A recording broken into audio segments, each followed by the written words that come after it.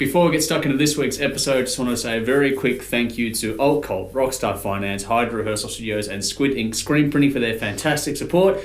Now it's on with the show.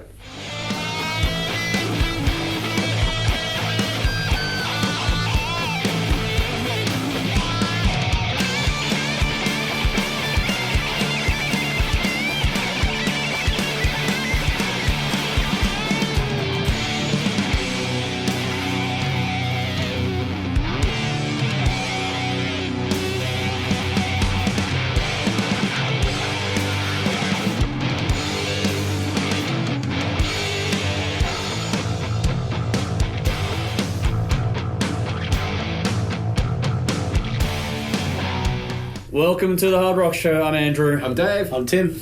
In case you can't tell, tonight is our Halloween special, which is, for some of us, our favourite time of the year. Details at the bottom of the screen, as always. So, follow us on all our social media channels. This is a 2-hour presentation, so make sure you stick around or go and check out the extra content. Doesn't make it to TV in the online cut of this as well. And we have a whole lot to get through tonight. It's going to be a lot of fun. But yeah, follow us, subscribe, all that sort of stuff. Help us out with sponsor packs and Patreon as well, if you're so kind. And make sure you listen to THRS Radio for now, until we do something with that, which you'll all find out about in the future, and anything else, I guess, going on as well.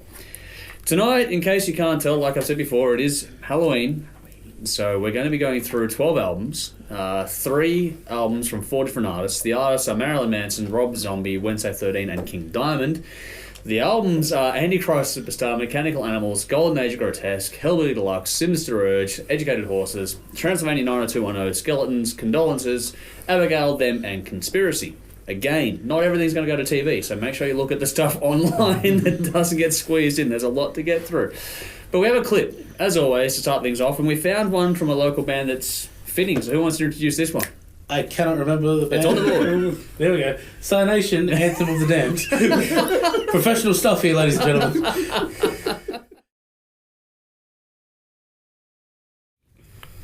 First cab off the rank is going to be Marilyn Manson with Antichrist Superstar. 17 tracks for 71 minutes. The second studio album of the American band, released October 1996 via Nothing and Interscope. Produced by Sean Bevan, Marilyn Manson, Dave Ogilvy, and Trent Reznor. Recorded at Nothing Studios in New Orleans. 2 singles were released in The Beautiful People and Tourniquet, or Tourniquet, if you listen to the song. This album peaked number 3 in the US, number 73 in the UK, number 41 here in Australia. We're doing well across much of the globe, going 2 times platinum in Canada, platinum in the US, gold in the UK, Australia, Argentina, and Mexico. This album is the first in a trilogy and is a concept album with a central storyline based around a supernatural being who becomes a populist demagogue, which we have in the world today, to seize power from humanity and destroy the world. The consequent tour was marked by countless protests due to the anti-Christian stance, and it will be the last album with founding guitarist Daisy Berkowitz, who quit during the recording after rampant drug use in the studio provoked high levels of antagonism between the band members. There you go. Good start. Rampant drug use in a 90s rock band.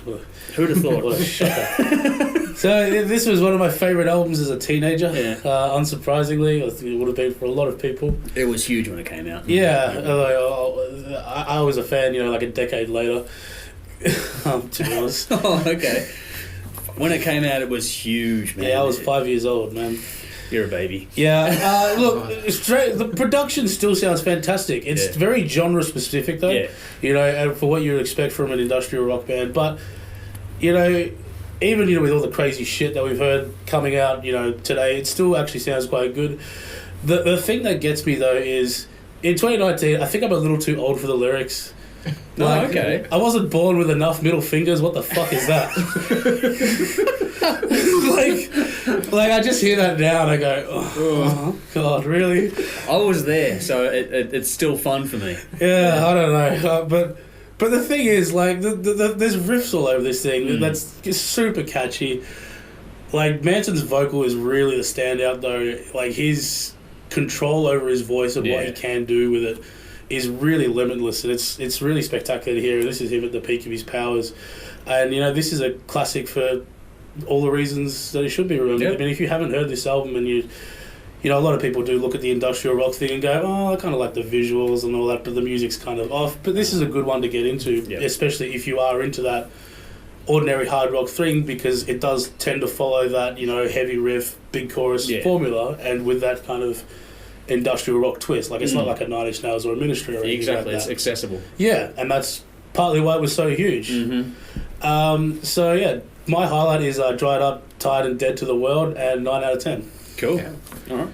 I was never a fan of Marilyn Manson back in the day. I actually preferred to just read interviews with him rather than listen very to his intelligent music. man. Yeah. Yeah. I mean, I didn't particularly like his music because the whole new metal thing just passed me by. But whenever I was checking out a magazine, I'd always read what he had to say because it was just like, that's a really interesting take on things.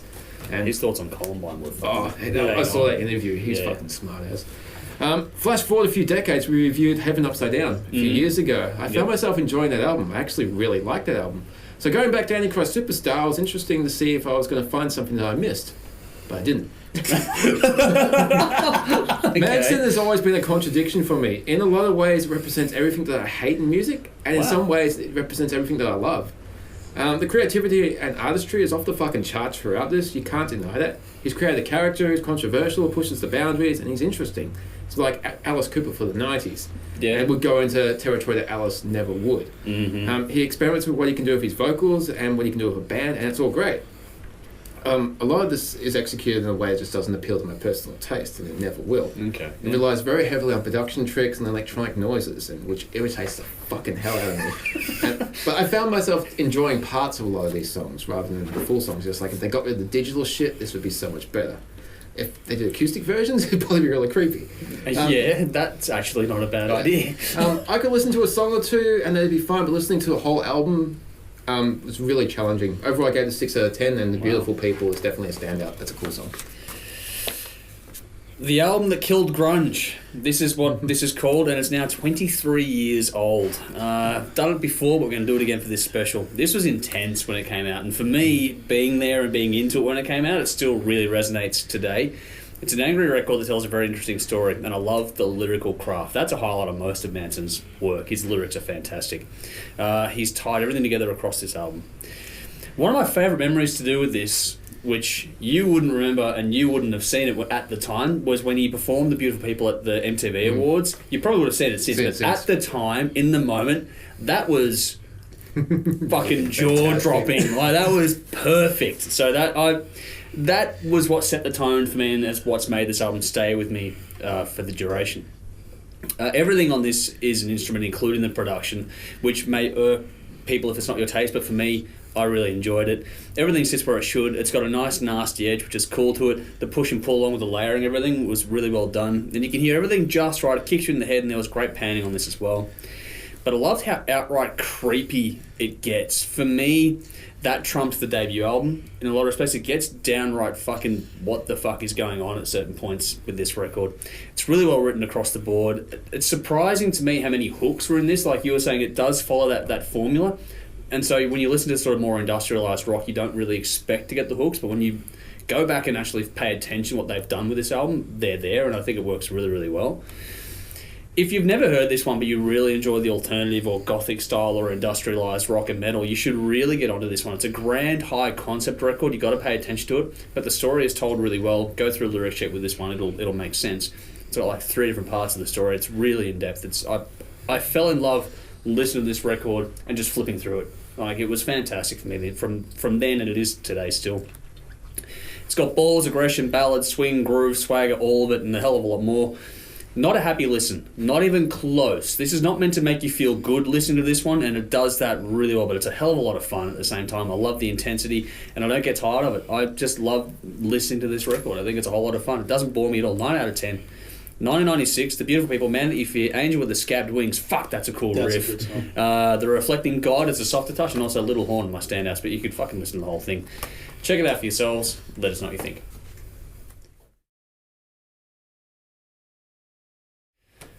Marilyn Manson, Mechanical Animals, 14 tracks for 62 minutes. The third studio album of the American band, released September 1998 via Nothing in Interscope.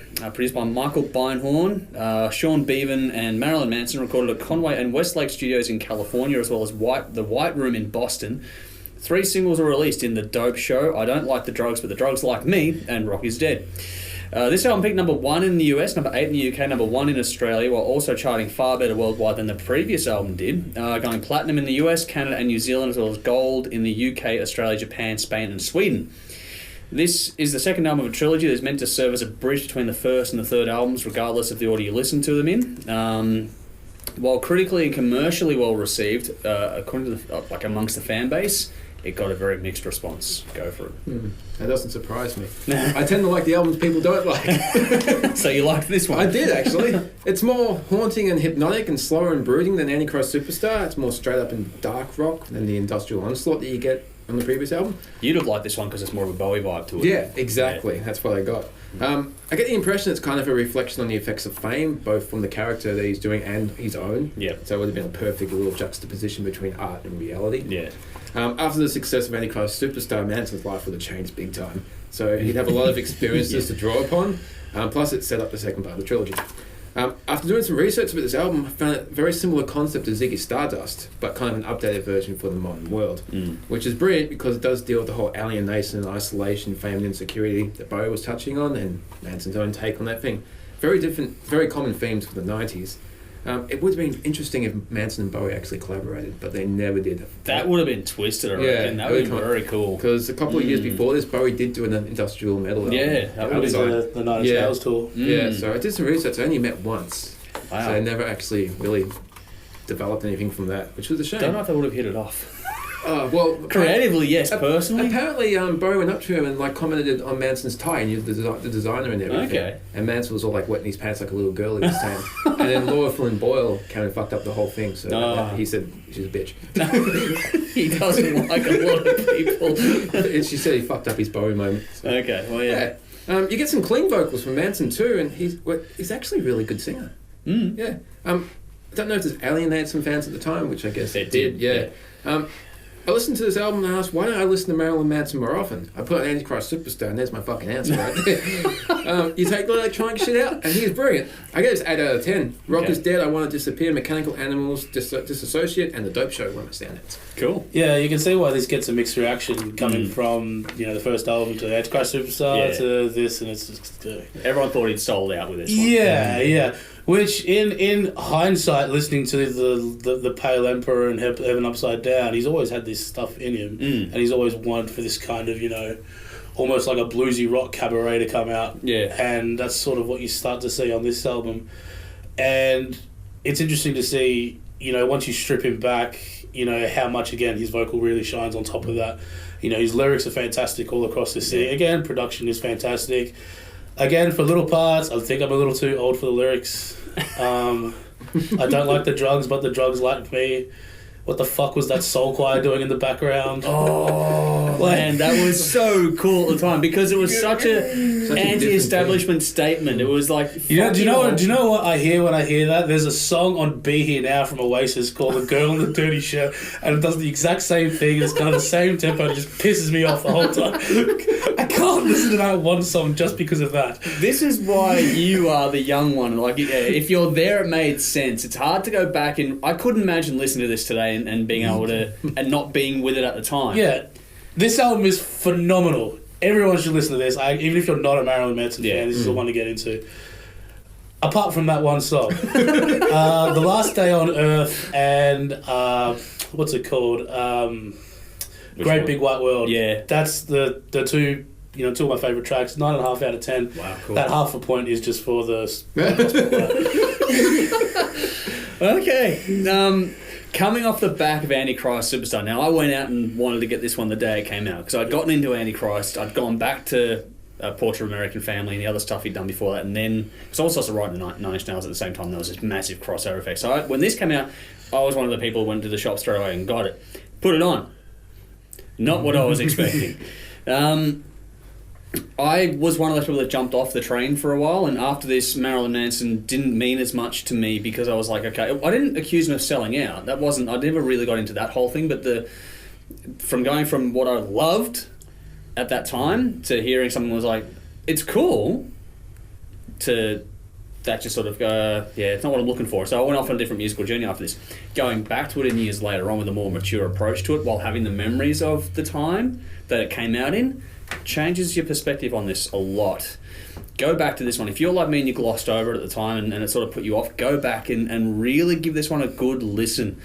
This is more rock than metal, but it's brilliantly written, and I love the lyrics again. At his peak, Marilyn Manson is a fucking great poet. Like, he knows how to say things bluntly, but also in another way that sort of twists things, and you sit there and go, okay, there's more than one meaning to what's being said, and this album has that. The glossier production on this sort of goes hand in hand with the whole, you go from industrial to a very, very, very clean and bright, soulful. Yeah, and very spacious production. It was dense and intense before, now it's very open on this one, but but that production was really well executed. Some good hooks in this again. Manson has stepped up vocally, because there's nowhere for him to hide on this one, so he has to smoke the vocal, and he does on this.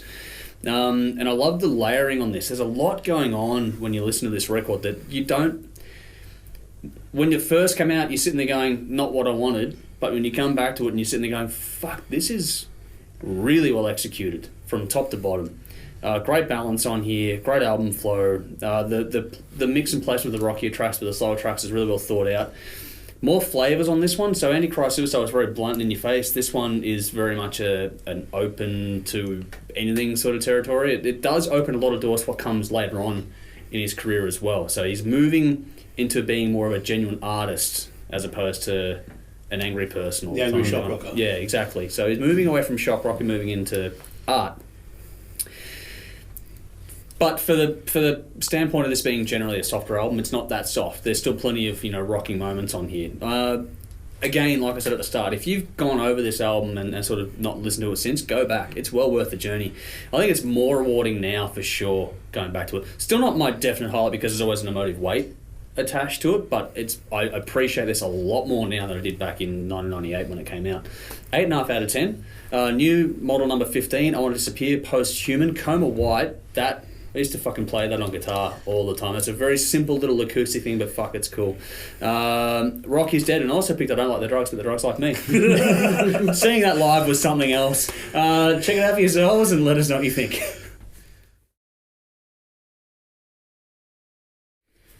Marilyn Manson, The Golden Age of Grotesque. 16 tracks for 60 minutes, the fifth album from the American band, released May 2003 by Nothing and Interscope. Produced by Marilyn Manson, Tim Skold and Ben Gross. Recorded at Double Hertz Blood Treatment Facility, Ocean Way Recording and The Mixed Room in California. 2 singles were released in Mob Scene and This Is the New Shit. This album peaked number 1 in the US and 6 other countries, number 4 in the UK, number 5 in Australia, as well as charting extremely well worldwide. However, it has not been certified at all in the US, while going gold in 8 countries, including the UK and Australia. This album was the first with Tim Skold, who replaced Twiggy Ramirez, who left the band amicably, citing creative differences. But would also be the last with Madonna, Wayne Gacy and guitarist John Five, who both departed under much less happy terms. The album marked another shift in sound. In an effort to stay away from the whole new metal thing that was happening at the time, Manson considered that to be a cliche, so he deliberately wanted to stay away. Go for it. So these albums were picked by the audience. The audience, yeah. I can see why this particular album would be appealing to the audience of this particular show. Because initially, when I saw that this was the third, it's hard to go past the previous 2 albums as, they're 2 of the, what would be the bigger Marilyn Manson albums. Yep. But with this one does tend to tip its hat more to the 80s rock scene with those sort of big riffs, big showmanship, and all the glitz and glamour that goes with it. I mean, if you watch the film clips that go along with this stuff, it's very... again, when you go to the new metal scene and everybody's kind of dressed like bums with, He was out hip-hopping the hip-hop scene for exactly, and he was all about, flashing the big cars and the dollars and the diamonds and the suits and all that. And that's what would be appealing to this kind of a fan base. And if this is one of those ones where if you're looking at Marilyn Manson, you're thinking, okay, this is the shock rock guy that, does all those with the weird costumes and all that. This is the one to check out. Yeah. And, if you're the person that's perhaps more into the hard rock stuff and more into the riffs and the more rock and roll, party rock, Motley Crue vibes, then this is the one to check out. It's not personally my favourite album, but it's probably the one with the biggest appeal for a lot of other people. Most accessible, I would say. Yeah. With the exception of the opening track, ironically.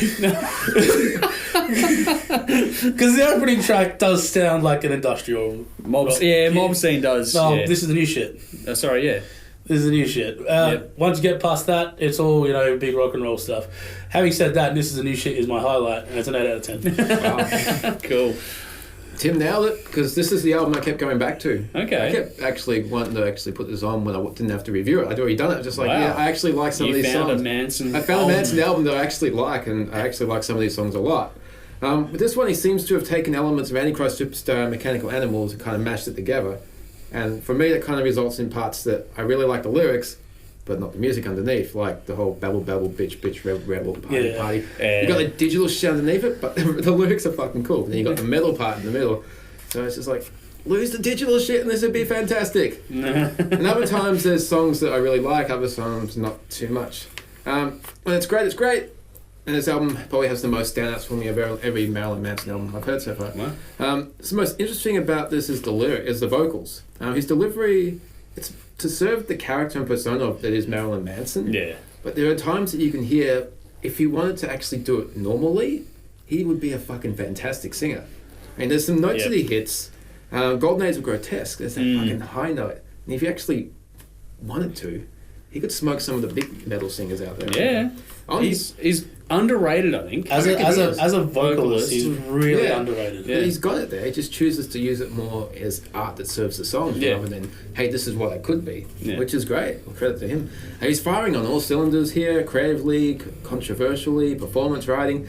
I think he's peaked with this album, but I've only listened to 3 albums, or 4, count the one we reviewed earlier. There's more to his catalogue than this one, Go have to check it out. I know Hollywood is apparently a more reflective one. You have to check that one out. Yeah. Of the 3 albums that we reviewed, this one I keep going back to. You might not like everything Marilyn Manson does, or anything that he does, but you have to admit he's never boring. That's true. Mob Scene is a fucking fantastic song. It was really unusual to hear the female backup vocals. Yeah. Man, it fits the song very well. I gave this 8 out of 10. Mob Scene, Golden Age, Grotesque, The Better of Two Evils, This Is the New Shit, Tainted Love, interesting cover, and Paranoia.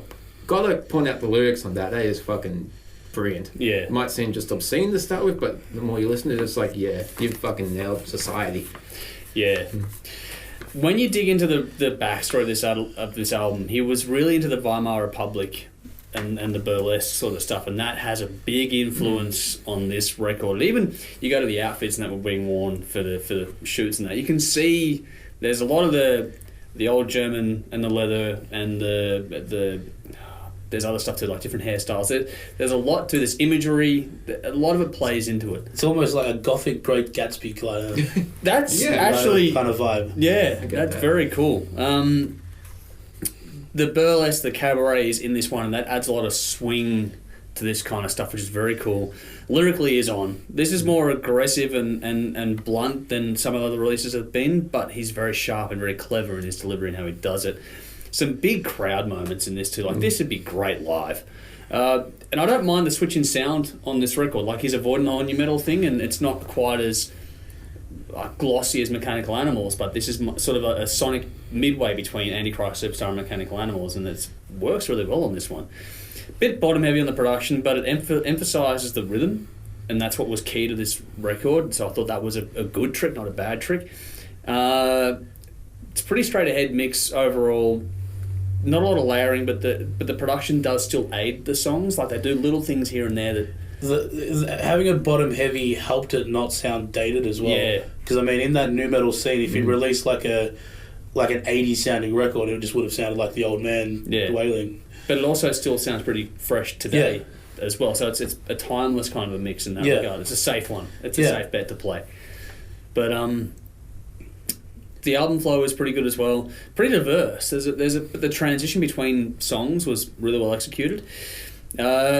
If this wasn't laid out in the way it was, it could have turned into a bit of a mess, but they did it just right. But the interesting little art pieces on this, like Paranoia, they were really a new step and a new development in his repertoire and what he was able to do, and it was a very welcome addition to his catalogue. And it's cool in that you go through his releases, especially in hindsight, and you hear how he's just growing new little roots and shoots and stuff on every release. He does something a bit different, which is not expected. It's a longer listen, but it's well put together and it flows easy on repeat listens. It doesn't drag, and this is an album that I completely glossed over and skipped until now. I'd heard songs of this, but I hadn't gone back to bother with it. And so when it got voted in by the audience, I'm sitting there going, okay, I'm going to hear something I knew songs, but not the whole things. But listen to the whole thing. This is a fucking cool record. Don't be like me. Don't overlook this record. This is good. 8.5 out of 10. I picked Mob Scene. This is the new shit. Saint, Slut Garden, Vaudeville, Paranoia, and Tainted Love, which is a very, very cool cover. Check it out for yourselves. Let us know what you think.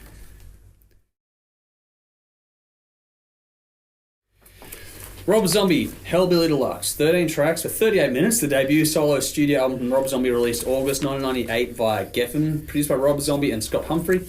Recorded at Chop Shop in California. 3 singles were released in Dragula, Living Dead Girl, and Super Beast.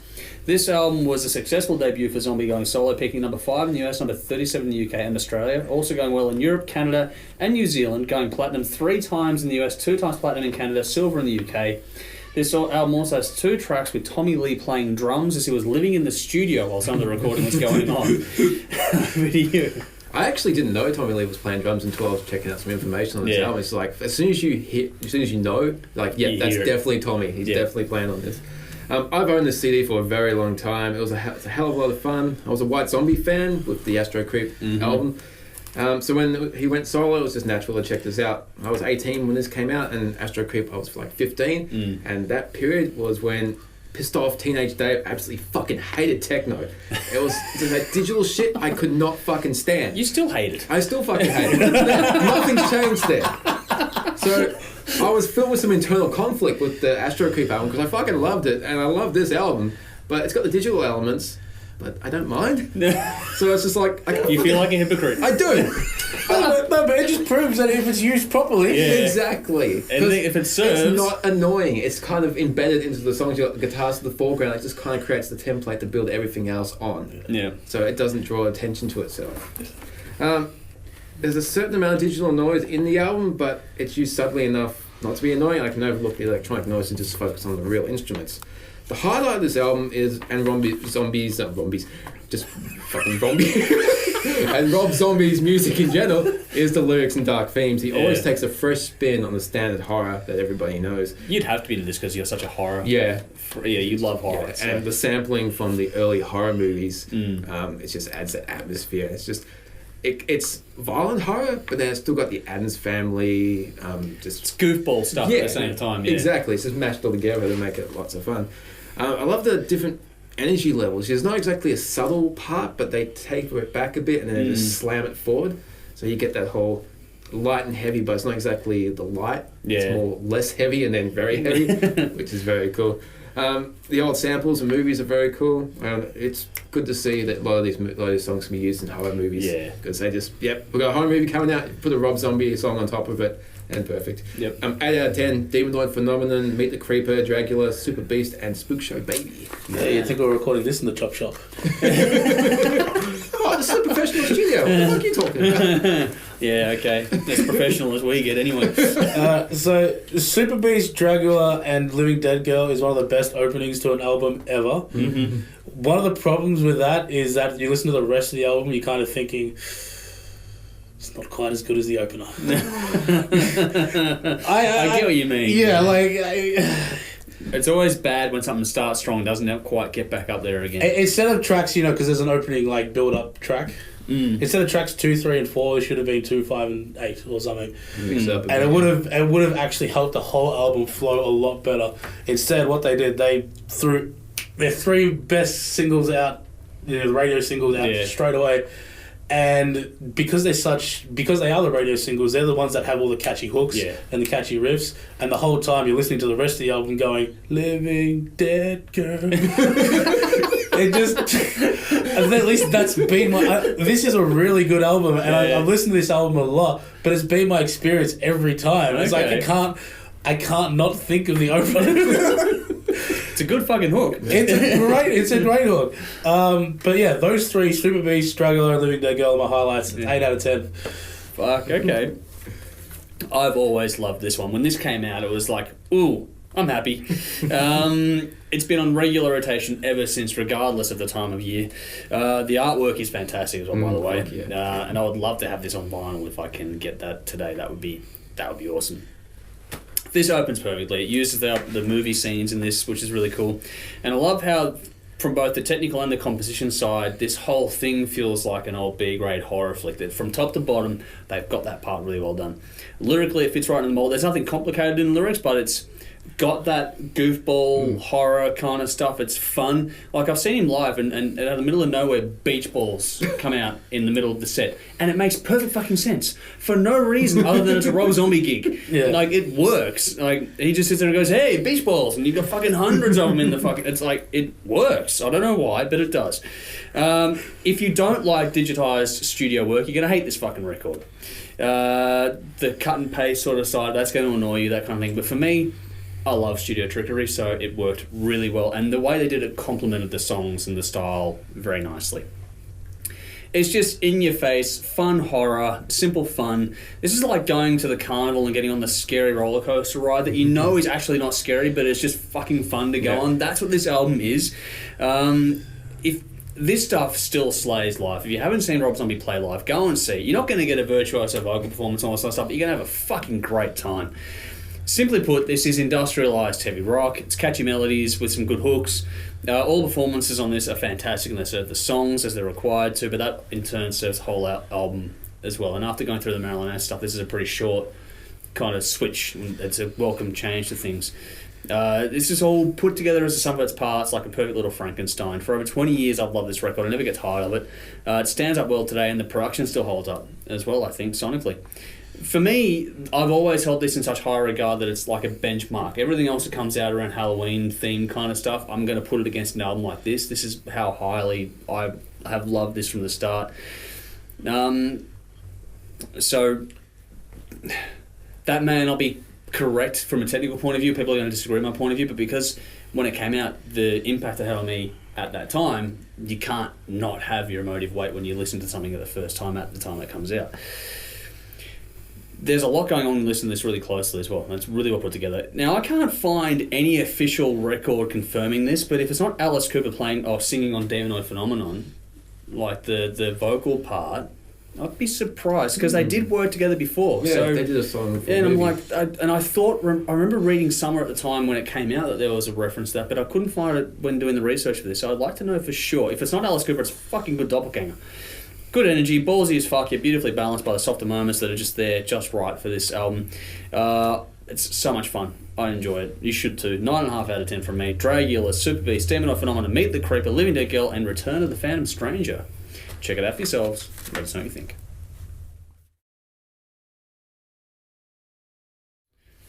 Rob Zombie, The Sinister Urge, 11 tracks for 39 minutes. The second studio album from Rob Zombie, released November 2001 by Geffen, produced by Rob Zombie and Scott Humphrey, recorded at Chop Shop again in California. 2 singles were released in Feel So Numb and Demon Speeding, though there were a few other promotional videos released as well. Not as much chart information on this one, though it did go top 10 in the US as well as platinum in the region. This album also features guest spots from Ozzy Osbourne and Kerry King. Go for it. I love this album. Yeah, this is great. This is Zombie at his best. He's got all these chunky riffs, chunky choruses, and these wonderful like sort of rhythmic hooks that go along with it. But I think this is where he gets the transition between sort of the samples and the horror music stuff and the synths, and he's managed to weave them into his rock songs like in a much more seamless and composed way. And I know it's a little more proper and it's less funky and fun. It's less quirky. It's less quirky, but for me, it's just so much more pleasant to listen to, and I actually really enjoy this whole aspect of it. Cool. And what you get is you've got, because of that, because it's less quirky, it's also more aggressive. It feels more angry. It feels a little darker, but it's still got its little cheeky fun side, and it's still got its little eccentricities. That's the words. So, anyways, it's professional stuff here. And that's, sort of my favourite thing about this album. Never Gonna Stop and House of a Thousand Corpses are my highlight. 9.5 out of 10. Cool. This picks up right where Hellbilly Deluxe left off. There are a couple of songs that have a more funky groove to them on this, and I tend to skip those ones. Now you're getting a full spread of different tastes and flavours on this, opinion-wise. It's a bit more of a mixed bag for me overall. There are some killer songs, and then there's the songs that don't do much for me. I'm not saying they're bad songs, they're just not for me. a long-time favourite of mine, this has been Scum of the Earth. When this album came out, before I could actually afford to buy it, I used to have those listening posts at the CD shops. Yeah, I used to go and just play that song over and over, just blow my fucking ears out. See, for me it was Feel So Numb. That's a cool song too. Yeah. That's another standout. If Scum of the Earth and Feel So Numb don't get you pumped up, then nothing will. You're probably dead inside. Frantic and energetic. House of 1,000 Corpses is a nice way to end the album. Slow and haunting and switching between the quiet and the heavy, and those added screams, nice touch. There's a lot of different styles in the album. It doesn't flow as well as Hellbilly Deluxe for me, but if you like a full-on representation of what Rob Zombie is about, what he can do, I'd say check out this album. Probably, yeah. Okay. Fair point. Go to 7.5 out of 10. Feel So Numb, Scum of the Earth, House of 1,000 Corpses, Iron Head, and Bring Her Down to Crippletown. Cool. That's a cool song. Fuck, that's cool. This is more diverse than the debut, and apparently won out over Hellbilly Deluxe as a fan favourite. So in polling and stuff before, this beat Hellbilly Deluxe. Still a horror-themed, industrialised rock that we got on his debut with some extra twists and turns on this release. Production is exactly what's required. Solid use of the horror segues on this are done well. The bits of production added to this are more seamlessly interwoven, which is what you were referencing there. If anything, the overall production is more polished than the debut, and it works well for this style of music. It's just not a big shift, but it's like they've just got a better handle on locking things down. Okay, this is what it's meant to be, and they've just honed in on things a bit more. Aggressive, good use of depth and space to add to the drama as well. Good album flow. The diversity is well ordered on this one. The placement of little instrumental tracks on this was really well thought out too. Like there's little minute and a half bits where it's just music with some movie sample type stuff going on. That was really well thought out and well done. Again, if you don't like samples, this won't be for you. But if on the flip side of things you like it to be more organic, this is also going to be that way. This is a more organic listen than you get on Hellbilly Deluxe. It feels that way when you listen to it anyway. They've the same, like the lyrics and the music, everything is expanded on this. So you got the debut, and then they just went, okay, where else can we sort of push the boundaries of this with? And that's what they've done on this record. The guest spots are a cool little addition on this as well. You get the feel that overall Rob is getting better at what he wants to do. He's narrowing down his focus a bit more. If you're already a fan, this will please you. If you're not, there are some tracks on this that will probably be a gateway, but the overall album may not convince you, but there are more gateway tracks on this record, I think. For me, it's well-rounded, very solid. It's a great follow-up to the debut, but probably not as strong for me personally as the debut was.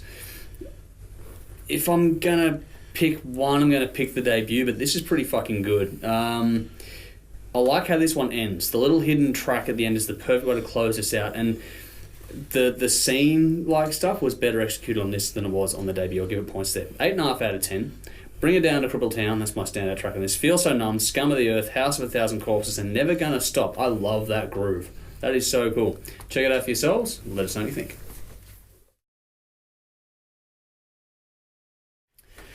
Rob Zombie, Educated Horses, 11 tracks for 38 minutes, the third studio album of the American artist, released March 2006 by Geffen, produced by Rob Zombie and Scott Humphrey, recorded at the Chop Shop again in California. 3 singles were released in Foxy, Foxy, American Witch, and Let It All Bleed Out. This album peaked number 5 in the US and Canada, while also grabbing a Grammy nomination in 2008 for the track The Lords of Salem. This is the first album with John Five on guitar and Tommy Kluftos on drums, with Last with Blasco, I think it was, on bass. I haven't heard this album until now. Oh, wow. Yeah, I don't know why. I just stuck with the first two. It's very different to what you get from Hellbilly Deluxe and the Sinister Urge. Mm-hmm. It's more laid back, more funky, more groovy, and a lot less horror movie samples. And it took me a while to warm up to it. I wasn't sure I wanted it to. It's not really what you want from a Rob Zombie album, but I'm sure he didn't want to be pigeonholed into doing the same thing, so the third album is probably a good time to shake things up a bit, so he didn't get trapped into being expected to release the same album over and over again. So he's branching out into a lot of different territory on this. It's good, but to be honest, I was more interested when Marilyn Manson changed his style with Mechanical Animals. So this album really didn't do all that much for me. Okay. I go 7 out of 10. Scorpion Sleeps, Ride, and Lords of Salem are my standouts. I've got mixed feelings on this. Yep. So the opening track, American Witch, is personally my favourite Rob Zombie song. Yep. And here we go. Mr. Naranjo has arrived. Okay. Might have to do a deep cut. And we're back with a very bad jump cut after Brendan came in to disrupt the whole fucking thing. So you were saying something, Tim, but we've probably forgotten what. I was saying American Witch is my favourite Rob Zombie song. However, following that, Foxy Foxy just kills the complete momentum of all the album.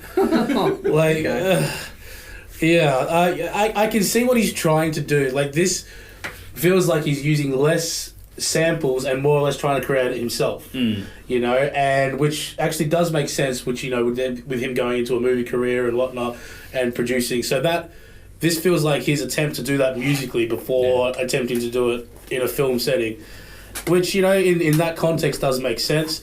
Having said that, I don't think he's got the control over his voice that like a Marilyn Manson would have for him to be able to pull it off. And I sound mean saying that, considering, you know, who the fuck am I, but like, Rob Zombie is not... He doesn't have the versatility to be able to have that, you know, sort of complete orchestral performance with his voice, and I just don't think it really serves really much here. Having said that, though, you know, going back to it now, you know, while after its release, you know, and perhaps not being such an elitist metalhead this time around rather than when I first heard it, perhaps, you know, it's a little more enjoyable than what I first thought. And, you know, he does give a good fist of it. Having said that, I wouldn't recommend it to everyone, an 8 out of 10. Okay. Well, we're the first two albums that we got from Rob Zombie as a solo were the full-on carnival experience. This is more like a peek behind the curtain to the carnies themselves. That's what this one says to me. This is easily the most experimental Rob Zombie album so far. The tone is different right from the beginning with the little acoustic opening track. That you already know you're off to a different start with that. Less horror sort of trappings attached to this. It's more organic in the sort of tones and the styles on it. Less production effects. They're more of an accent as opposed to a centerpiece on this record. The pace overall is also a bit slower. It's a bit more dialed back. And we're exploring more of Zombie's vocal limits on this. No, he's not a Marilyn Manson. He's not the vocalist that we get on other releases we're going to review as a part of this process. But he does what he needs to serve these songs, as far as I'm concerned. The lineup change added new sounds and made an impact on this as well, I think, in a big way. Production's well balanced. It's more about the playing on this as opposed to how many different, you know, bits and pieces can we add into the whole thing. Well, I don't know what the dogs are doing, but they're doing something silly. Again, the album flow for me was really well thought out. The placement of the slower stuff is mixed in more with the heavier stuff. No, if you're expecting what you got out of the first albums, you're not going to get it on this release, not even close to it. But I think it was a good way for him to branch out and go, okay, you know what, I'm capable of more than just what you've had so far.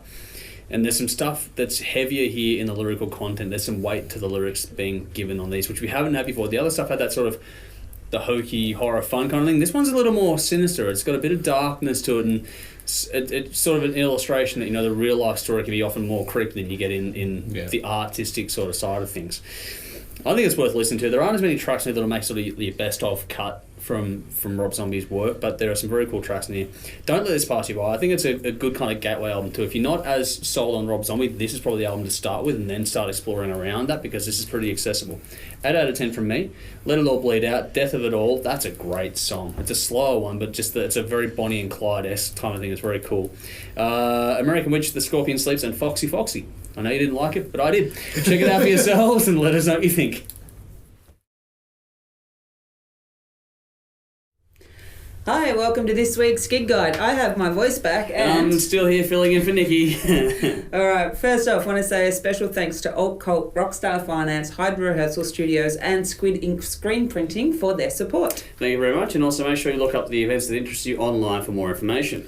Alright, kicking it off, October the 31st to November the 2nd, Soil Worker touring here, playing Brisbane, Sydney, Melbourne, with support from Desecrator, From Crisis to Collapse, Flaming Wreckage and Mason. Cool.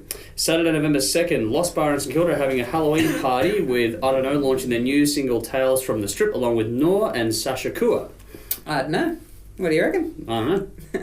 November the 14th to the 16th, Michael Sweet of Striper is on his first ever solo Australian tour.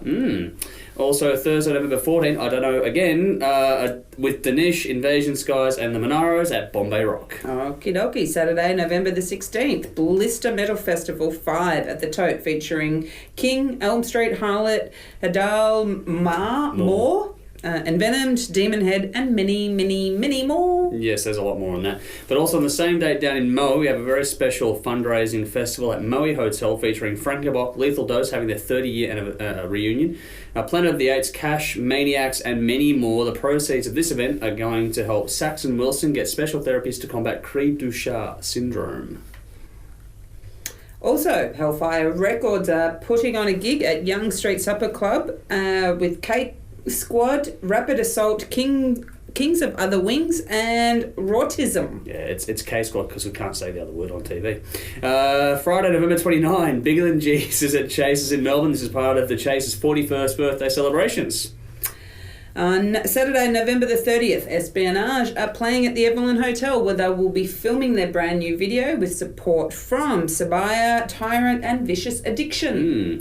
From now until December 21st, the Black Aces are on tour launching their new EP Never Change, playing central and regional locations across Victoria, ACT and New South Wales. December the 11th to the 15th, Marty Freeman is on tour playing Sydney, Brisbane, Canberra and 2 shows in Melbourne with support from Trigger, Temptress, Wartooth, Matosphere, Hidden Intent, Demon Head, Espionage and more to be announced. No, they're announced. There's just too many more to list here.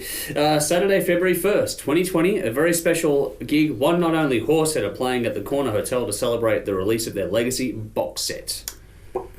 Nice. As always, lineups and events are subject to change, so keep up to date with those that interest you online and hit us up via Facebook if there is something that you would like for us to plug. And again, a very special thanks to Alt Cult, Rockstar Finance, Hydra Rehearsal Studios and Squidding Screen Printing for their fantastic support. You want me to take the next bit? Yeah, you can read that bit out. Now, we here at THRS were very saddened this week with the passing of Peter Hobbs, one of the great metal legends of this country. Our sincere condolences from all of us here to his family, his friends, his bandmates, and his fans. So we're going to pay a little tribute in our own special way by going to a live video. This is Hobbs' Angel of Death with Satan's Crusade. Enjoy, horns up, drink up. With your frock on.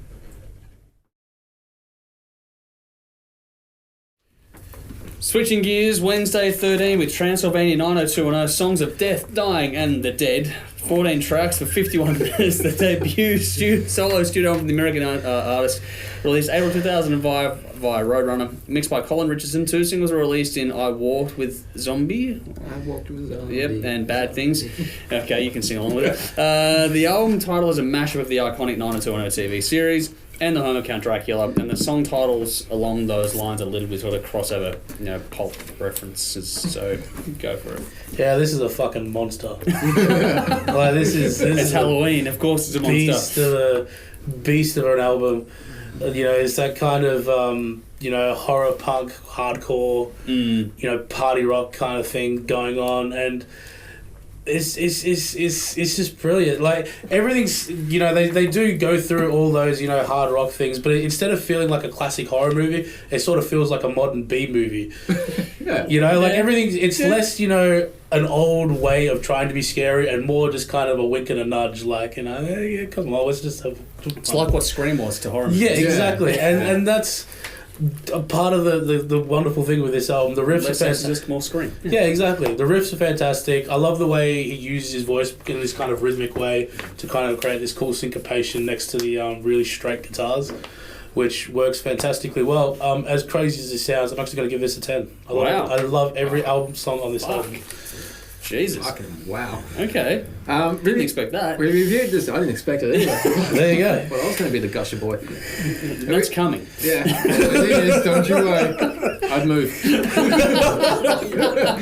Brendan's in the fire.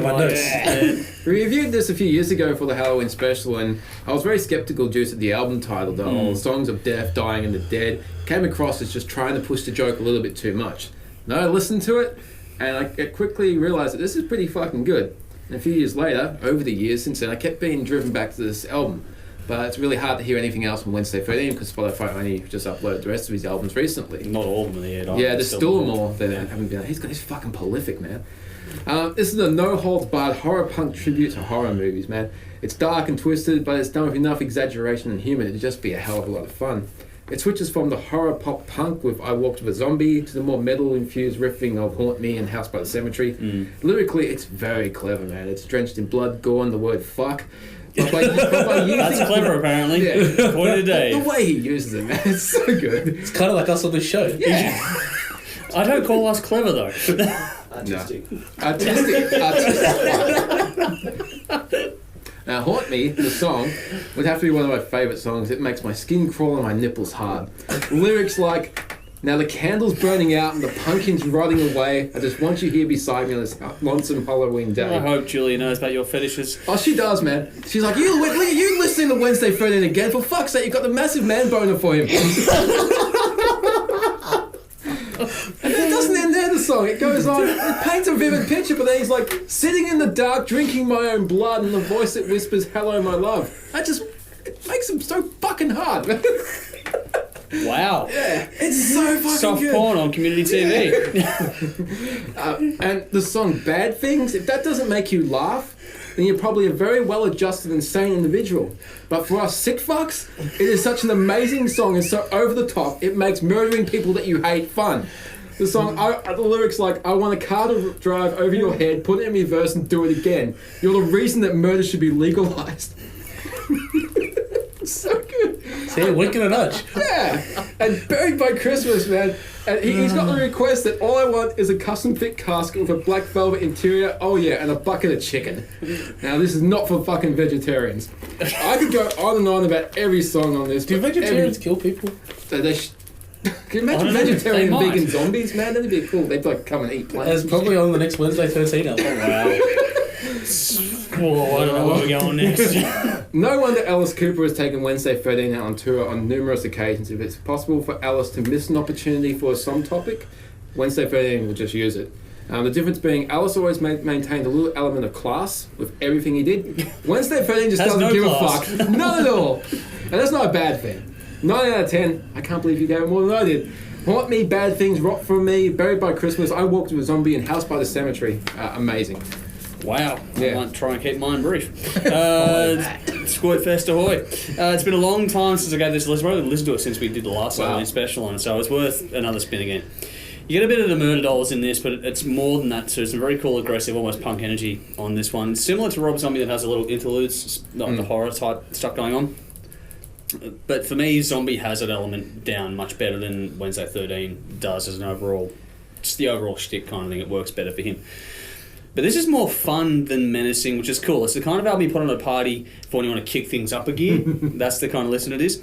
Production's that little bit rough around the edges. It works nicely with the horror punk vibe going on in this. Everything's all captured and mixed, but it's just that right kind of loose that's been allowed to get in there. Some very cool lyrics in this. I will pay credit to that. Simple and straight ahead, but it also has a tongue-in-cheek aspect to it, which makes it the dark side of life very, very entertaining. Yeah, which is cool here. There's no prizes for beautiful vocals on probably most of our releases here, but this one has some very well-presented vocals for these styles of songs. Around that, though, the writing is pretty straightforward, nothing complicated. The performances are very tight, though, and that, again, ties into the whole keep it simple, stupid thing where it's just, straightforward, bang, bang, bang, bang, and just have some fun with it, and that's what this is all about. But I was surprised at how many hooks were in this. Going back to it again, that caught me off guard. I didn't expect that many hooks to be involved in it. That was very well done. But it's odd how a few tracks in this have very different listening volumes on the streaming service. I found that to be bizarre. Fix that up, please. It could have been trimmed a touch overall, but because there, for me, were some flat spots. It just sort of took the energy away from it a little bit. Nothing too bad, but it's just sort of... If it was just leaned up, it would have been a fucking monster of an album. In particular, the title track is a very long 3 minutes 54 seconds. I didn't like that one. That didn't do anything for me at all. It is very well worth a listen though. Not as strong as others in this episode, but very much better than I remembered it to be when I first went through it. So I've obviously softened off on this band a bit over the years, or gotten harder if you're Dave. 8 out of 10. Bad Things, Buried by Christmas. Look what the bats dragged in, and Rot For Me. Check it out for yourselves and let me know what you think.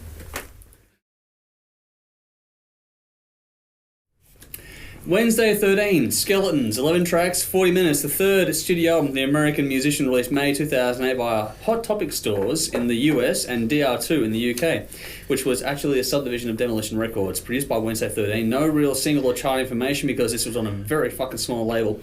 Not a lot of general info about this either, apart from that it was supposed to be preceded by an EP which ended up being available digitally at the time of the album being released. So, yeah, go for it. Damn.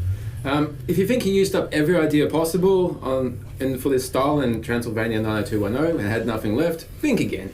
He keeps doing what he does with stronger focus and growth as a songwriter and performer. It's one of those albums I'll just put on and listen from start to finish. Each song complements the other, each song is different, but they all fit together to make up a fucking brilliant album. It's familiar topics, but Wednesday puts his own spin on it, and from here to the hearse, it's basically about a pissed off girlfriend who wants him dead, but he sings it from the perspective that she's still the most brilliant thing in the fucking world. The song's like, baby wants blood and she wants mine, sending a shiver down my spine. She wants to kill him, but he fucking loves it. She must be pretty special. I had to kill her. See, that's from the guy perspective. She wants him dead and he fucking loves her. It's great. Skeletons is a brilliant song, the whole skeletons in the closet concept, except here, they might actually be real skeletons. And why no one has thought of using that before? It's just such a fucking obvious thing to do, but no one's done it till Wednesday came along.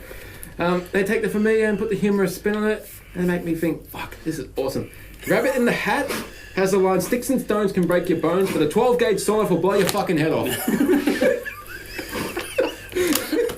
The first song I heard, Welcome to Dave's sense of humour. Fucking tears, man. That was so funny. Now you know why we get the Michael Sweet stuff so often. If you wanted to see a killer live show, you got to check out the live tour that they did from this. There's a video and album from it, and that's probably one of the best live shows I've ever fucking seen. Okay. These guys are just on fire. 10 out of 10. From here to the hearse, not another teenage anthem. Put the death mask on, the rabbit in the hat. My demise, skeletons in dead Carolina. Fuck. Here's a cigarette. No, follow that up. Just need a massage. Oh, here we go. All right then. This for mine feels a lot like the second Murder Dolls album, in the sense that the fun's been taken away from it. I'm sorry. Here we go. I'm sorry. In the sense that, they're trying to be... It's less, wink and a nudge and more of an old school horror kind of theme to it. And for me personally, while they're trying to be... It sounds like they're trying to be a little bit more serious, but at the same time, they're not willing to go full Cannibal Corpse with the lyrics. So it still kind of feels safe whilst trying to be cheeky. Yeah. You know what I mean? Without going full blood and guts and gore, because we've already heard all the blood and guts and gore. There's no point trying to play safe. Yeah. I kind of feel like that's, like... Missing the mark, kind of. Yeah, we've seen all the crazy shit, so trying to be, subtle with it doesn't really work. Yeah. And for mine, that just kind of, it just leaves me wanting a little bit more. With Friends Like These, though, is my highlight, 8 out of 10. All right. This one is still intense like the debut was, with a bit more of a raw edge. It's just a touch more polished up, and Wednesday 13 is sort of playing with things more in the writing on this one. You've still got your horror punk energy on it. It's certainly that intensity of side of things has remained. It's just a little bit more swing and groove employed in the writing of this one, I think. Better use of space in the songs. There's a little more room to breathe, which for me is generally a better thing. This one seems more Misfits than Rob Zombie when you listen to it. When you're comparing, apples and oranges, I went more to a Misfits listen on this than I did to a Rob Zombie listen on this one. Tone's pretty stripped back. It's got that garage feel to it. This isn't high production, not even close, but it's the right kind of raw for this style. Pretty well balanced overall, though, which is pretty cool. Thought the top end was a bit too focused on this one. It was a bit too bright and harsh and give you that brittle kind of an edge to it, as opposed to... Could have been a bit warmer. It is the style of music, so I get it, but for me, just from a taste point of view, I would have liked that. But I've got to give a bit of credit to Raki Shea on the drums here. I think that's the name, unless autocorrect's completely fucked me over there. The swing he plays with is very, very cool on this. Like, without his drumming, these songs would have been pretty stale, I think, for me. That was probably the highlight of this record. You get more diverse in this, a couple of slower tracks on this as well. All in all, though, going through this process, I'm beginning to think I might have slept on Wednesday 13 a little bit more than I should have. I've overlooked him a bit, and not my go-to for this style of music, but probably worth a bit more credit than I've been giving so far. And I love the fun he has with his lyrics. Like that, it's very, very, it's cliche. I get what you mean by what you're saying about, don't play it safe on this record, but I still enjoy the fun part of it and how twisted that sense of humour is. That I'm not quite as dark as you are, apparently, but I do enjoy it. 8 out of 10 from me. All American Massacre, From Here to the Hearse, Not Another Teenage Anthem, and No Rabbit in the Hat. My standouts. Check it out for yourselves. Let us know what you think.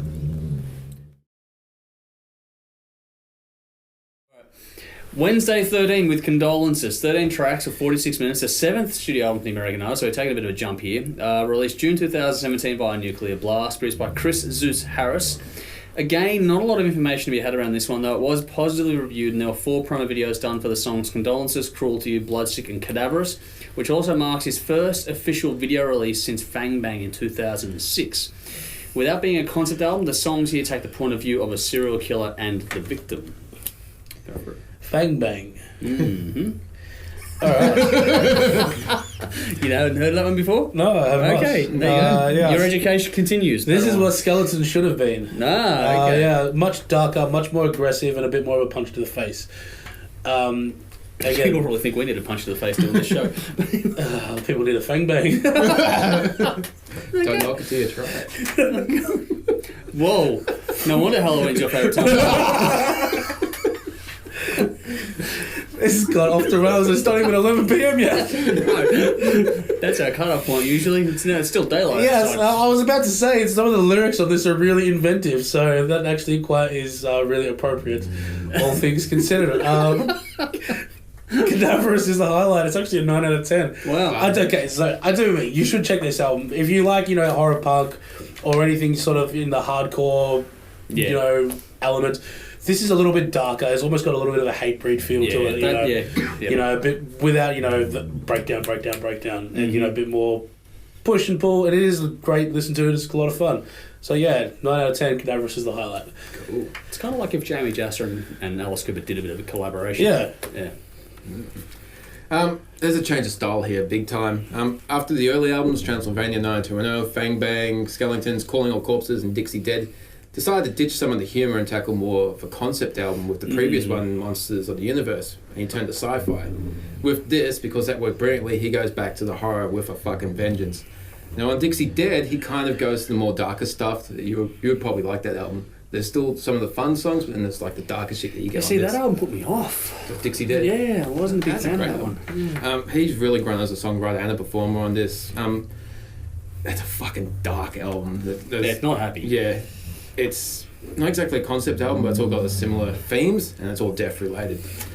If you only know him from the early stuff, then you'd be in for a shock listening to this. Nah, it's on the floor like, maybe like one of your French girls. Go on, Brendan. I just got a Titanic moment. Fuck. Anyway, fast, we just need to pour on the screen, like. Yeah. I'm the king of the world. Wednesday's vocals are fucking angry on this one. He sounds generally psychotic. If I do sometimes miss the juvenile humour from the early albums, but there's only so much he can do in that style, so if he wanted to continue to make albums, it's time that he stepped up to the next chapter of his career. I guess it's time to still Panther learn that lesson too. Yeah, well past that fucking time. I guess 9 out of 10. Bloodsick, You Breathe, I Kill, Good Riddance, What the Night Brings, Cadaverous, and Omen, Amen. Okay. Well, this is an interesting switch of gears from him. It's much more menacing lyrically. Well, Nala decides she has to be in part of this review. This is a bit away from the horror punk and something more genuinely dark. It's lyrically intense, which is very cool. By far, out of the 3 Wednesday 13 albums we're going to be doing today, this is the best produced. I thought this had some beautiful balance applied to the sounds on this one, and it was good to get some good use out of the reverb to give the music some depth. Well, she's fucking no. What are you doing? You're in my way. Okay. Rightio. There's great tones on this, and the Foley stuff was very well executed on this as well. It's not over polished, but it does have a much smoother, more well-rounded sort of sound overall to it. I love the bass rumble on this one. That was really cool. Nala, I don't know what you're doing, but okay. It's not even close to dinner time yet. It's heavily riff-driven. The drums and bass complement things very well in that regard, though. And except the top end of the guitar chords to give like an organ effect was very, very cool on this one too. It's very tight, very well produced, very well performed. And I'd probably recommend people start with this album from Wednesday 13's catalogue. I reckon this is probably one of your easier access points, for mine anyway. It's not too one-dimensional. It does have some shifts and grooves, and it's not too sort of cliche or obtuse either kind of thing. Good album flow. That's probably the best in that regard as well from these guys. Sorry. This is a good album that actually made me want to dig a lot further into his catalogue. Like I said on the previous review, I thought I'd slept on the career of Wednesday 13 a little bit. And this album sort of even proves that further to me as well. And so I do want to go on and actually fully learn what he's done with his solo career, and also the Murder Dolls better as well. This is very cool. It's a much more mature release, and sort of what Dixie Dead wasn't, this one was for me. This is a genuine bit of dark menace, and it's an angry sort of thing, and the whole serial killer play on words with it, both from the victim and from the killer, was very, very cool in this. 9 out of 10 from me. Omen, Amen, Lonesome Road to Hell, You Breathe I Kill, and Death Infinity. Check it out for yourselves. Let us know what you think. While the dogs continue to run amok, we're going to move on to King Diamond and Abigail. 13 tracks for 57 minutes for the bonus edition. The second album from the Danish band, released June 1987 via Roadrunner. Produced by King Diamond, recorded at Soundtrack Studio in Copenhagen. I'm not sure on the chart position and certifications for this one, however there was at least a video made for the Family Ghost. This is the band's first concept album, the story of which being a couple who inherit an old mansion in 1845 and become possessed by the ghost of an unborn infant from their ancestors. Go for it. Just thinking that if you're possessed by an infant, you're not going to be that menacing. What are you going to do? Shit your nappy and cry? You haven't seen Chucky. At least Chucky was like a possessed serial killer. If you're possessed by an infant, you don't really know. No, I think it's a stillborn. So the whole concept is you gotta kill the pregnant wife to stop the stop the demon being born, basically. Yeah. Okay, so it's demon baby. Okay, that's menacing. I have to. No, as opposed to Mary Poppins area. Like, I don't think Mary Poppins would possess anybody. That'd be interesting. you haven't seen enough Disney movies. Too many. I have to be in the right mood for this. If you're fully engaged with what's happening in the storyline, then it's good. The music's great, the vocals, while impressive, do get a little bit same over the course of the album. There are a lot of times where the music and the lyrics really don't fit together. The band seem to be going off on one tangent and the lyrics seem to be secondary over the top. There were times I found myself focusing on one or the other. If you know the lyrics aren't I know they're not in the standard song structure, their concept album, but it's just odd sometimes. To be honest, my attention was drifting a bit for this album. I'd be like, hey, what's going on over there? And Squirrel. Yeah, oh, shiny. Oh, I'm listening to an album. I do remember enjoying it a lot more when I heard it a few years ago. It's been a few years since then. Same Halloween, especially the last Wednesday 13 stuff, yeah. 6 out of 10. The Possession and Abigail are my standouts. Wow, okay. Alright. I love this album. I love it a lot. Often, mislabeled as a black metal band. No, they're not that. Well, at least when I first heard of them, that's what they were labelled as. Yeah, wow. Because you kind of have that initial wave of like King Diamond and Venom, and then the other bands coming in afterwards. And this is an album again. You got to pay attention to it. You can't just not a casual listen. Yeah. No, but sit down with a lyric book and flick through it as you go along, and you'll really enjoy it and get a lot out of it. I think musically, I don't know if this is the album I would introduce people to King Diamond. No, I wouldn't do that. With, just because his vocal style on this is so intense that it's probably a little bit grating. But once you kind of get used to his style, then I think it's quite fantastic. I think Conspiracy is the entry point out of the three we're doing today. Yeah, ripping guitar work as well throughout this thing, really intense stuff. If you don't know King Diamond, what they've done basically is they've taken the sort of Iron Maiden, Judas Priest sound and sort of pushed it to its absolute limits in a similar way to and took it in a different direction to say what a Slayer took it to, and really focused on more of the horror and the shrieking and the and that kind of stuff. And I absolutely love this stuff. Mansion in the Darkness is my highlight. Out of all the albums, I actually reckon that's the best song on any out of that we've done today. For me, this is a 10. Cool. Yeah. Now, my first point on this is for a 1987 album. This sounds pretty fucking good today. I know it's a digital reissue and it's been whatever, but fuck, it still sounds good. Slightly bottom heavy mix on this with it's got really nice warm bass tone on it. That helps to balance out the high-end vocals from Diamond himself on this, which is very, very cool. The mids are back a bit as well, which means you're not getting too much of that frequency response. Like the guitar's back a bit too, which means the vocals are really front and center, but at the same time, it's probably grating for some people, but at the same time, it's not. It could be a lot worse if the mix wasn't done the way it was done, kind of thing. Good use of effects and panning and reverb as well on this one. It's guitar driven with the extreme sort of vocals, not black metal vocals, but it's just this. It's angry, it's dark, it's aggressive, but there's so much melody attached to it as well. Like the vocal range on this is fucking insane. It's just wow. Nala, you're a bit wow at the moment. This won't be for everyone, but it's damn impressively put together. The wailing, the harmonies, the notes being hit, fucking impressive. And there's also some great guitar work in this. When the lead comes through and takes the stage of this thing, it's fucking well done. Like I said, it won't be for everyone. It didn't grab me until, years after listening to it. Like, it's not my normal thing, but I get more and more appreciative of this as time goes by. It's pure 80s metal, just the heavier version of 80s metal that you're going to get. All the hallmarks there, but the composition is a bit darker and a bit more out there, as are the vocals. If you like it a little bit more complicated, then get onto this one, because it does require your focus, attention, and you can't just casually listen to this record. The not a lot of hooks per se, but it has a lot of intensity, which is very cool. The bonus tracks for the rough mixes, they're a cool little addition. They're not required listening and all sort of stuff, but they're just a nice little thing to have if you are a big time fan of this. This is a solid album that works really well as a concept album. I like the story and the execution. That was really well done too. The lyrical craft of King Diamond, all three of those albums, is fucking fantastic. 8.5 out of 10. Omens, The Family Ghost, Black Horseman, and The Possession. Check it out for yourselves. Let us know what you think.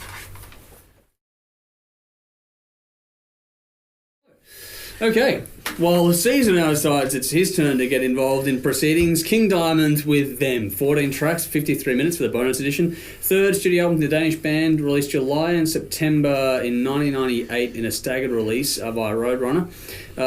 Produced by King Diamond and Kenneth Hister. Again, no real single or chart information on this one, but the album has sold over 200,000 copies in the US alone. This is the first of two concept albums about King Diamond and his mentally ill grandmother. The first album to have Pete Black on guitar and Hal Patino on bass. Another all-time classic. While on Abigail, you're sort of seeing King Diamond pushing the boundaries of heavy metal. On this one, you're sort of seeing King Diamond pushing his own personal boundaries and seeing what he can do as a vocalist. For mine, this is the one I'd introduce people to King Diamond with. Okay. Yeah, because it is that middle of the road in between Abigail and that Conspiracy. Okay. It's not as harsh as as Abigail, but at the same time, it's probably more even representation. Yeah, more even. Middle of the road. This is what basic. This is what King Diamond is kind of album. But again, he's really pushed himself in this, and this is, I think, probably his best vocal performance, which for King Diamond really says a lot. Having said that, all the performances are flawless from everyone in the band. My one criticism is I think the album closes out a little bit weak. The decision to have the more ambient tracks back-ended rather than filtered throughout the album, for mine... Probably a trick there, I get that it serves the purpose of being that come down after the first half of the album, but again, for me, it's just, I don't know, I'd prefer it if they just rip straight through it for 45 minutes. The Invisible... It's not quite Pig Destroyer. No. But having said that, there's a crossover element. There is a big crossover element between these bands. Without King Diamond, you don't get Pig Destroyer. True. The Invisible Guest is my highlight at 9 out of 10. Do you know what? I'll get to it later. No, go on. That Torture album that I picked last year, go up and look at it on YouTube. Pig Burner, Book Burner. Pig Destroyer, Book Burner. Pig Destroyer, Book Burner. Go back and look at all the top 10 heavy metal albums of the decade. That's on virtually every single one of them. Okay. All right. That was fucking torture. That was the point. We're doing it again soon. Yeah, you fucking wait, mate. This album starts out downright creepy with Grandma's voice, and then it takes you along throughout the insanity. Great subject matter for horror: mental illness, dementia, possession. It's been done in countless movies, but it kind of touches on but also science versus religion. Horror always works well when it deals with the supernatural, but it always offers a scientific explanation. So they weren't possessed by demons; they were just mentally ill. Yeah. Which one was it? Well, it sort of plays on history a bit too. Yeah. The vocals and the music fit together a lot better on this release than they did on Abigail. At least it was much for me, at least. He does a great job in painting a picture of what's happening. You don't necessarily need a lyric sheet for this one if you just... Vocals are clear on this one too. Yeah. Easy to make out. Much easier. Yeah. The narrative is well structured and he builds an element of suspense, which is really well done. I do wonder why King Diamond albums have never been made in the concept movies. That's a note I've made for a couple of mine. He could be an author up there with Stephen King as far as I'm concerned and have the same level of movies. Yeah, easily. It, yep. 7 out of 10, The Invisible Ghost, T. Bye Bye Missy and The Accusation Chair. T's a good song. T's fucking cool. The one thing about King Diamond and his work is it's very hard to fault the execution. Like the story writing, the production element, the way it's all written and composed, performed. The execution on these things has to be fucking good, and they always smoke it. Musically, this is a little less technical than Abigail was. It's more flowing. Well, the dogs are just fucking running rampant today. Oh, hello. Call your fucking idiots. King Diamond makeup.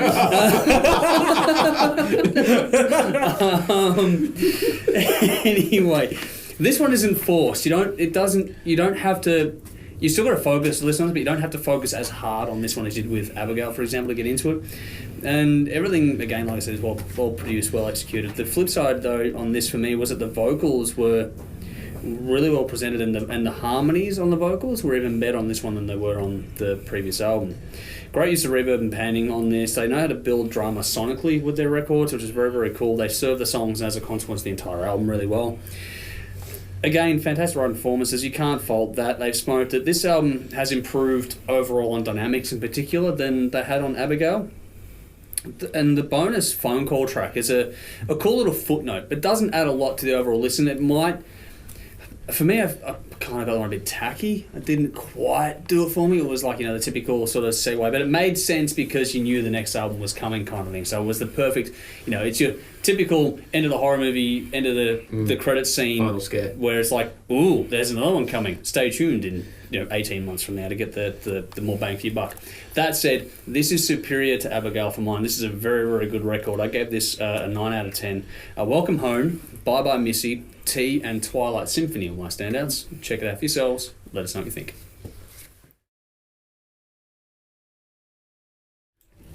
King Diamond, Conspiracy, 12 tracks, 58 minutes for the bonus edition, the fourth studio album of the Danish band released August 89 via Roadrunner. Produced by Robert Falcao, King Diamond, Andy LaRocque, and Chris Sangrees.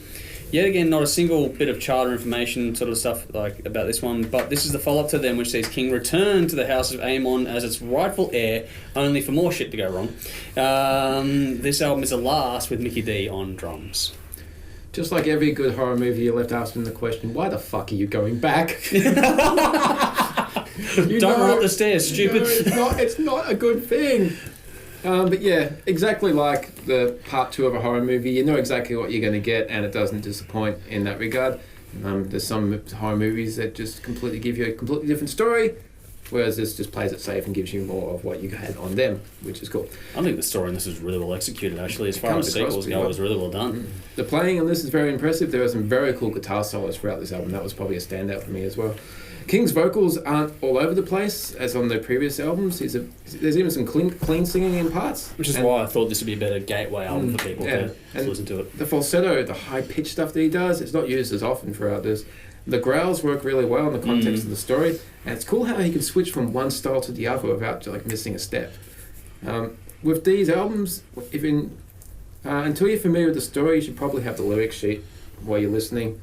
But once you know what's happening, you just listen to them as cool songs. I gave this 8 out of 10. It's probably my favourite of the bunch. Sleepless Night, A Visit from the Dead, and Victimised were my standouts. Cool. Yeah, he's again sort of, rather than pushing the boundaries of vocals, he's pushing the boundaries of what you're allowed to do musically within heavy metal. Yeah. And really exploring, orchestration and the instrumental breaks, and you're tending to see more of a, classic horror vibe into how he's using the instruments, which in the context of, like a heavy metal band, it actually adds to the chaos because, as a listener, you're sort of trained to listen for certain things, and then he's taken it in a completely different direction just by sort of where he's placing things and what's being used to create sounds and different, again, just ways to use ambient noise as music in a really cool and clever way, which for mine is fantastic. Having said that, we're sort of seeing a more for lack of a better term, a modern style of metal riff emerge with this one, as opposed to, like, when you listen to them, like, straight out of it, it's an 80s metal band. With this one, just with the style of guitar playing, you could very easily see this released today. You're starting to see that style more emerging now. As Dave said, lyric sheets, King Diamond, performances are great, songs are great, you know, it's King Diamond, all that stuff's usually pretty great. Lies is my highlight, 8.5 out of 10. Okay. Well, for me, this, out of the 3 King Diamond albums we're doing as part of this little process, this was the most well-rounded and more polished production-wise. It didn't lose its edge or its darkness. If anything, it's more sinister this time around because it's got a bit more depth to play with in the sound. Some great tones in this. I love the warmth on it as well. Great use of depth and space. The use of panning was fucking great, as well as the reverb on this release. This is how I like this sort of stuff to sound. Like, I know that the other 2 records are great, but this is how I want. If this had made the other ones, like, sonically, the other 2 like this, fuck, that'd be awesome. If you like, again, awesome writing. How this guy isn't as big as Stephen King is beyond me. Just probably just as twisted as Stephen King, to be honest.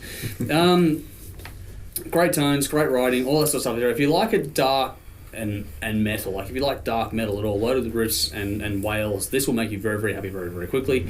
If you don't, stay the fuck away from it. Great use of light and shade. All the aggression is here, but you also get some dark and haunting beauty on this one. Like, there's some really different musical elements explored in this release, which is very cool. It's all fantastic, but that use of swing and groove also on this release is very, very cool. They've allowed space to exist more on this release, I thought that was a good trick. They've done a really good job of not allowing the whole idea of concept albums to become stale or too constricting as well. They've managed to keep the story interesting and engaging, which is very, very hard to do. Not many can pull it off. Like 3 albums in a row we've done here with concepts, and they're all really well executed. I've been guilty of overlooking King Diamond for far too long. I've heard stuff, and I've liked what I've heard, but I should really go and explore much further than I have. Again, the bonus tracks aren't super required, but they are cool. All in all, this is good. I reckon this is my pick of the bunch for King Diamond, to be honest. If you struggle with this band, I think this is your entry point, like I said before. 9.5 out of 10 from me. At the Gates, A Visit from the Dead, Amon Belongs to Them, and Lies are my standouts. Check it out for yourselves. Let us know what you think. Well, that's it for this year's spooky themed episode. Hope you've enjoyed it. Now, details are again at the bottom of the screen, so make sure you're following all our social media channels. Check out the YouTube side of things for all the extra content that does make it into our TV episodes, and also listen to THRS Radio, Andrew. For now. Yeah. We're making some shifts in that regard. Check out online podcasts and that as well, and if you'd be so kind, help us out via Patreon and sponsor packs too. We do have a bit of an order of business, I guess, to get through before we get to the bin, and that is because it's a Halloween special. We did this as 4 artists with 3 albums each. We formed it as a kind of a battle, and for the record, we did this as an audience polling type thing, not the scoring part, but what we chose artist-wise and album-wise was all audience choice.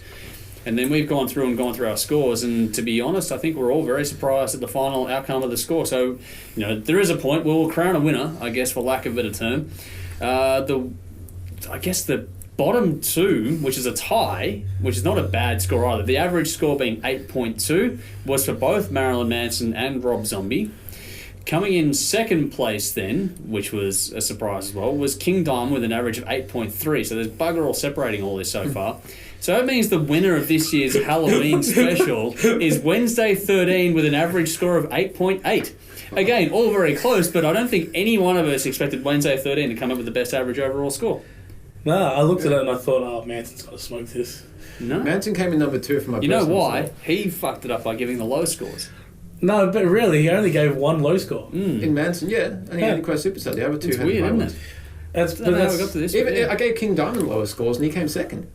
Average consistency, I guess, was Yeah. the thing. I guess that was the thing. That Wednesday 13 was, I guess, overall consistent. Didn't have the bad album. Yeah, and that's for anyone. I think that's the key difference. Not much in it though. Between the average score being 8.2 to 8.8, deciding who wins and who comes last, it's not much margin for error in there anyway. So there you go. That's the overall scoring thing. I'm sure I can already hear the hate comments directed at that online. We haven't even fucking printed this episode yet, so I'm hearing it in advance. They are coming for us. All right, time to go to the bin. What do you got for the bin for us? Let's close this one out. The bin. So Dave can go and pick up children. We even put a mask on the bin. for Halloween? Yeah, this is low-hanging fruit, but Rob Flynn. You released a song saying you don't care what people think, and then complained about what people think.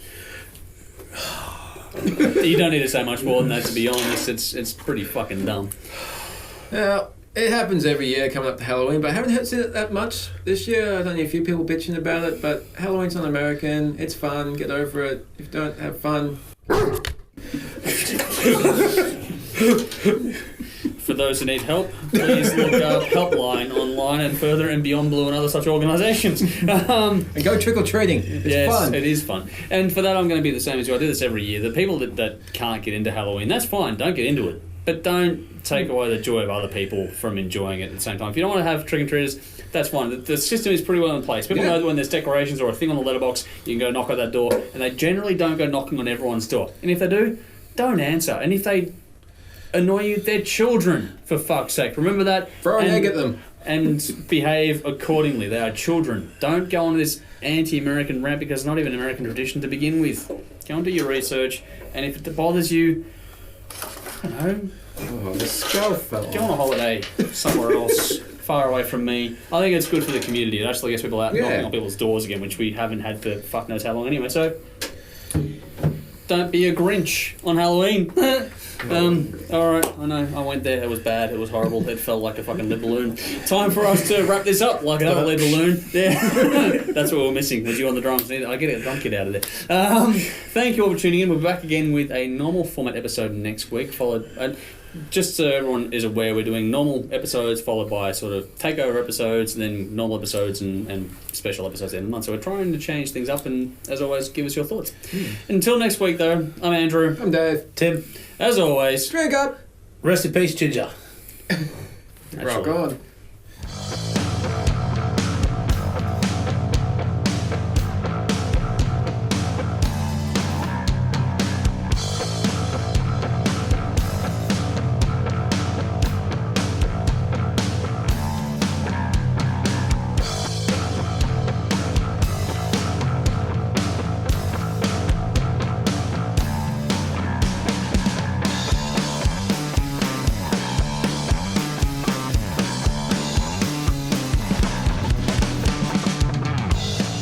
bloopers are coming up right around the corner. Before we get to those, just want to say a very quick thank you to our Patreon supporters, our Funk Dancing for Self-Defense, Eat the Damn Orange, Andrew M, Craig S, Greg B, Kaz B, and Tim C. Thank you for your support. Now enjoy the outtakes. New boots. I saw them before. I was like, hang on, how are they going for you? These are fan-fucking-tastic. Because you were putting the other stuff in the bin the other day. Yeah, different brand, same thing, except they're gold instead of grey. Okay. Nice. I'm actually walking level again because the other ones were fucking like that. They were just gone. Steepled. Yeah. It's like learning to walk again when I put these on for the first time. It's a whole new way to get orthotics. I was waiting for that. Is that the skull? Yeah. That's right. It's not coming out of there anyway. Alright. Actually, where can we put that thing? Somewhere else. Dump it somewhere. Turn it somewhere on the set. Fell down. It fell in a hole. It knocked your drink out too, didn't it? Oh.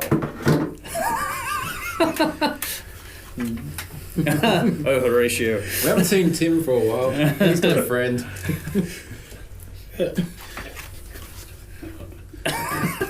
We'll be in the shot. Yeah, it's in the shot there. Yeah, yep. Cool. All right. Beautiful. That works. All right. All right. Cool. Yeah, that might help. Not all of us can be like Tim and have everything fucking memorised. No, I just use the notes down there and... As a guide? Yeah, as a guide. Yeah. Fucking hell. You do it better than I do. I write fucking essays on everything. And then I cut it down while I'm reading it out going, yeah, I'm not going to go with that. Yeah, 1996. That fucking... Oh. But because I was there, like, listening to it in the year that it's released, going 1996, and I was like, fuck, that was cool. So I gave it a 9. What you guys? Yeah, 6. 9 9 and a 6.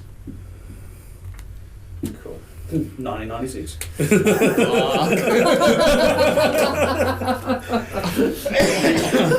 just need somebody in the panel that would have given it a 1, and that would have been perfect. Needed a 4th member. The dogs will count. Might have to do a jump cut. And we're back. We're back after this break. Hey! Should have just come in. I wasn't sure. Hey, man. So that helped, obviously. Yes, it did. Hello. Everything's going smoothly. It was. We're going to have a jump cut. Does everybody remember where they were? Simply speaking, you've already done Hey, your we bit. should swap. Yeah. Out of shot here? You are, yes. Yeah. But the camera's moved, so... That wasn't a... No, it was dogs. Hi, everybody. Hey, baby. Hey, Hey, Brandon. baby. Oh, shit. Shit We're balls. going to electrocute. Nah, that's alright. Okay. Cause a fucking scene, why don't you? Yeah, I like to. You did that well. That's that. Just to add to the fucking drama. Well, you're in her bed, currently. That's the problem. That's my fucking seat. Get out of my fucking seat, bitch! Caesar. Come on. Dog. Caesar. Put your heads together. I was cranking the Murder Dolls once with that song Die My Bride, and Julia walks in and says like, is there something you want to tell me? That Chapel of Blood was my ringtone for Diana.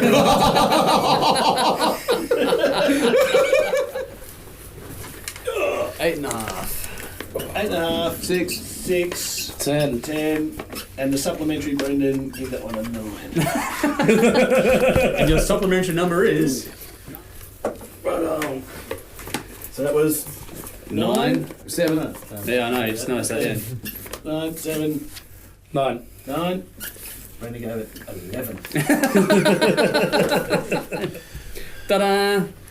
Halloween special done. Oh, we got a round of applause. Whoa. And we interrupt this. Huh? You going to do that, are you? Oh yeah, sorry.